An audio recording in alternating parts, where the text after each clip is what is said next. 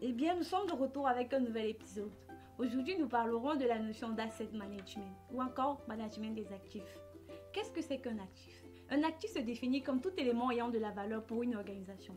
Cela peut être des informations, des données, des systèmes et même de la ressource humaine et bien plus. Ainsi, lorsque l'on parle de management ou gestion des actifs, c'est l'ensemble des politiques et procédures qui vont permettre d'assurer la gestion de tous les actifs au sein d'une organisation. Ainsi, on se pose dans la question de savoir quels sont les éléments pris en compte dans la gestion des actifs au sein d'une organisation. Tout d'abord, définir un propriétaire d'actifs. Ça peut être un responsable d'unité commerciale qui se charge donc de gérer tous les processus métiers qui s'appuient sur la technologie ou l'information qui constitue l'actif. Il doit sélectionner et mettre en œuvre les stratégies de protection parmi les options recommandées par les professionnels de la sécurité et accepter toute responsabilité au cas où la stratégie est ignorée ou inefficace. Ensuite, faire un inventaire des actifs. L'inventaire des actifs fournit un référentiel pour documenter et suivre les actifs au sein de l'organisation.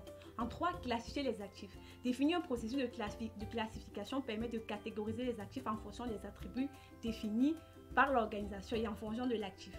En 4, attribuer des valeurs aux actifs. Définir la valeur d'un actif est important car cela permet de définir le niveau d'importance de l'actif et dans quelle mesure il doit être protégé. Mettre en place des stratégies de sécurité et de gouvernance, ceci afin de pouvoir définir à l'avance les attentes et les mesures de protection des actifs. De même, fournir des recommandations basées sur les commentaires et les informations sur les propriétaires de l'actif. Au final, le management des actifs est un processus qui permet d'identifier et de recenser l'ensemble des actifs d'une organisation et de pouvoir évaluer le niveau de risque de sécurité. Il revêt une importance capitale dans le bon fonctionnement d'une organisation. Nous vous disons merci et à très bientôt sur LS2EC Training. N'hésitez pas à visiter notre site lsdec.com pour en savoir plus.